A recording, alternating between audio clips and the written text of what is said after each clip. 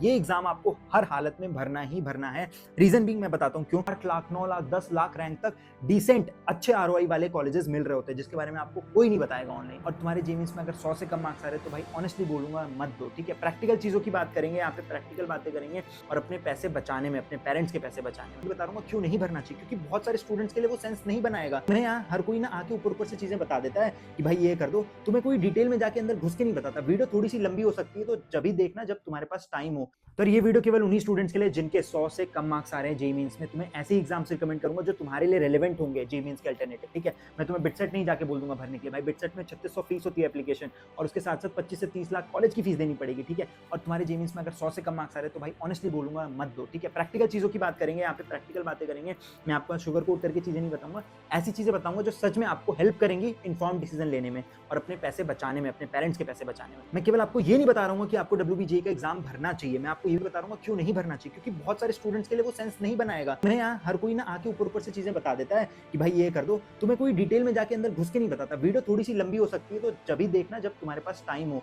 केवल हवा हवा में आके मत देख लेना, वीडियो अच्छे से देखना, क्योंकि डिटेल में हम चीजों की बात करेंगे। मैं आपको बताऊंगा कि कितना परसेंट रिजर्वेशन वहाँ के लोकल स्टूडेंट्स के लिए है, ठीक है, ताकि आपके लिए वो एक अच्छा ऑप्शन है भी नहीं, आप उस पर कॉल ले सको, राइट। तो एकदम डिटेल में बना रखी इस वीडियो। तो इससे पहले वीडियो को स्टार्ट करें, जल्दी से जाके नीचे कमेंट सेक्शन में ये बता दो तुम्हारे कितने मार्क्स आए हैं जनवरी अटेम्प्ट में, और तुम कौन कौन से एप्लीकेशन फॉर्म भरने की सोच रहे हो, और तुम्हारा होम स्टेट क्या है। मैं तुम्हें गाइड करूंगा, तुम्हें बताऊंगा, हर एक कमेंट का रिप्लाई करूंगा कि एग्जैक्टली तुम्हें कौन कौन से एप्लीकेशन फॉर्म भरने चाहिए अपार्ट फ्रॉम जेईई मेंस। और लास्ट तक वीडियो को जरूर देखना, क्योंकि मैं आपको लास्ट में कुछ ऐसी काउंसलिंग बताने वाला हूं जो जेईई मेंस का स्कोर एक्सेप्ट करती हैं, बट इसमें आपको 8 लाख 9 लाख 10 लाख रैंक तक डिसेंट अच्छे आरओआई वाले कॉलेजेस मिल रहे होते हैं, जिसके बारे में आपको कोई नहीं बताएगा ऑनलाइन। क्योंकि लोगों के धंधे बंद हो जाएंगे ना अगर बच्चे इन कॉलेजेस के बारे में जान जाएंगे। तो भाई इन कॉलेजेस को मिस मत करना, लास्ट में एकदम बता रहा हूँ, तो प्लीज एंड तक वीडियो जरूर देखो। तो जो सबसे पहला एग्जाम आ जाता है वो अपना WBJEE का एग्जाम आ जाता है, West Bengal joint entrance examination. But हर किसी को नहीं देना ये वाला एग्जाम, जाके एकदम भेड़ चाल में भर मत देना। पहले बताता हूँ कुछ कुछ फैक्टर्स जो तुम्हें ध्यान में रखने। सबसे पहले कौन कौन से कॉलेजेस आपको अच्छे मिल सकते हैं इससे।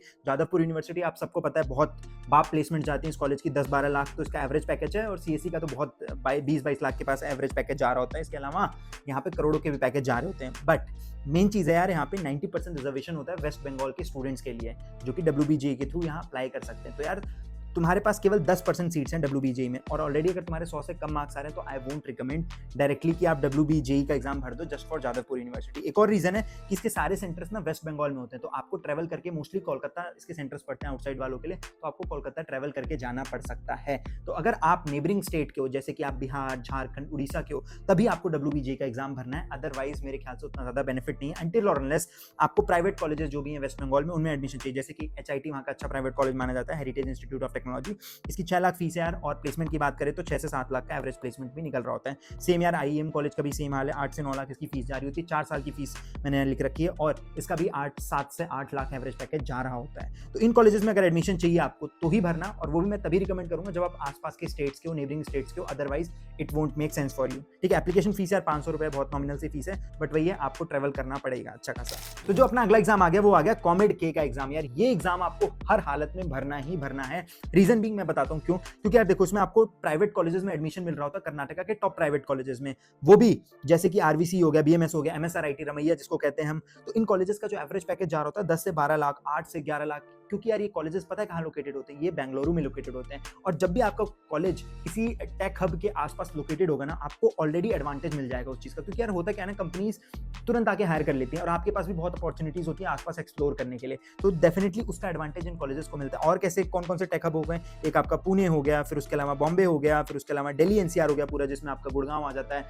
जिसमें आपका नोएडा आ जाता है, ग्रेटर नोएडा आ जाता है। तो यहाँ पे अगर आपके कॉलेजेस है ना, भले प्राइवेट कॉलेजेस, तो आपको थोड़ा एडवांटेज मिल जाता है, क्योंकि आसपास इतनी सारी कंपनीज होती हैं सॉफ्टवेयर वाली जो आपको हायर करने के लिए हमेशा बैठी रहती हैं। फीस की बात करें तो 1950 रुपए एप्लीकेशन फीस है इसकी। ये इसके प्लेसमेंट स्टेट्स हैं जो मैं ऑलरेडी बता चुका हूँ। ऑल इंडिया, आप अगर पूरे इंडिया से एलिजिबल हो इस वाले एग्जाम को देने के लिए, प्राइवेट कॉलेजेस केवल इंक्लूड होते हैं। उसके अलावा यार कंप्यूटर बेस्ड टेस्ट सेंटर होते हैं अक्रॉस इंडिया, कहीं पे आपको ट्रैवल करने की जरूरत नहीं होती, पूरे इंडिया में इसके आपको टेस्ट सेंटर्स मिल जाते हैं, तो आपको ज्यादा ट्रैवल नहीं करना पड़ेगा, ठीक है।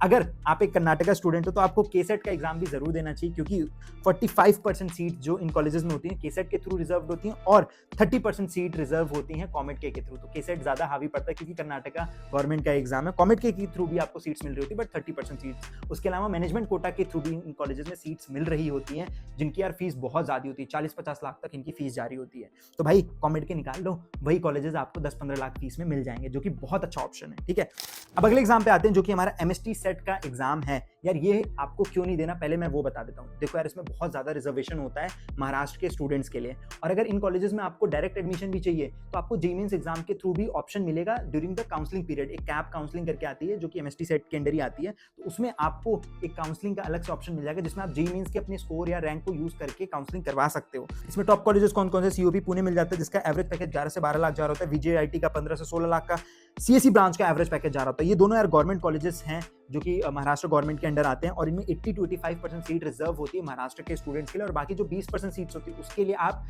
जेईई मेंस के फॉर्म के थ्रू भी अप्लाई कर सकते हो। तो MST सेट आपको तभी अप्लाई करना है जब आसपास के आप स्टेट के और आपको वहां के प्राइवेट कॉलेजेस में एडमिशन चाहिए महाराष्ट्र के। ठीक है, काफी ज्यादा कॉलेजेस इसके अंडर आ रहे होते हैं, 300+ कॉलेजेस हैं यार जो MST सेट के थ्रू एडमिशन ले रहे होते हैं। मोस्टली इसमें प्राइवेट कॉलेजेस हैं, तो अगर आपको प्राइवेट कॉलेजेस में एडमिशन चाहिए महाराष्ट्र के तो आपको जरूर देना चाहिए, और आप महाराष्ट्र के आसपास वाले किसी स्टेट में रह रहे होते हो। अब अगला आते हैं LPU नेस्ट। यार ये एग्जाम देने का एक स्पेशल रीजन मैं आपको बताता हूँ, दो इसके फायदे हैं अगर आप भरते हो तो। सबसे पहली चीज है, आपको 1 लाख तक का स्कॉलरशिप देगा LPU आपके कॉलेज के फर्स्ट ईयर में, अगर आपका किसी NIT या IIT में एडमिशन हो जाता है, which is the best part. उसके अलावा यार इनके खुद के कोर्सेज पे भी आपको काफी स्कॉलरशिप मिल रही होती है अगर आप LPU नेस्ट का एग्जाम भर देते हो तो। ठीक है, ईजी एंट्री है, यहाँ पे आपको बहुत ज्यादा दिक्कत नहीं होगी, बट अगर आप LPU नेस्ट में अच्छी रैंक ले आते हो तो आपको अच्छी खासी स्कॉलरशिप, 60% तक स्कॉलरशिप आपके कॉलेज की फीस पे मिल जाती है, विच इज रियली गुड। ठीक है, एप्लीकेशन फीस यार इसकी 1000 रुपए है, बट अगर आप एक कोड वगैरह यूज करते हो, मैं लिंक भी नीचे सारी आपको दे दूंगा, उन लिंक से डायरेक्ट अगर आप जाके यूज करते हो कोड, तो आपको इस एप्लीकेशन फीस पे भी 200-300 रुपए का एक्स्ट्रा डिस्काउंट मिल सकता है। तो जाके यार अगर आप LPU नेस्ट भरना चाहते हो तो भर देना। दो फायदे हैं, पहला तो यार आपको 1 लाख तक का स्टडी ग्रांट मिलेगा अगर आपका किसी भी IIT NIT में होगा, तो मैं तो कह रहा हूँ भाई जाके भर दो, हो सके तुम्हें मिल जाए, क्योंकि यार IITs NITs की फीस भी 10 से 12 लाख 15 लाख तक पहुंच रही है।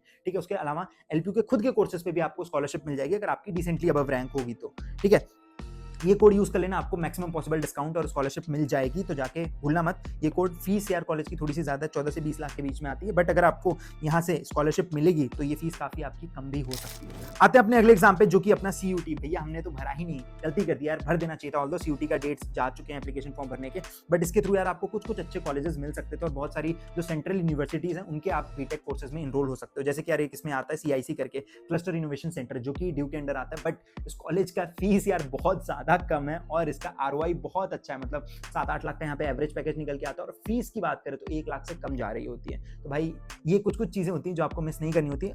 तो CUT अगर आपने भर दिया तो वेल एंड गुड है, नहीं भरा तो कोई दिक्कत नहीं यार, और भी हमारे पास एंट्रेंस एग्जाम है। तो अगला आ जाता है मणिपाल, अगेन एक प्राइवेट कॉलेज का एंट्रेंस एग्जाम है।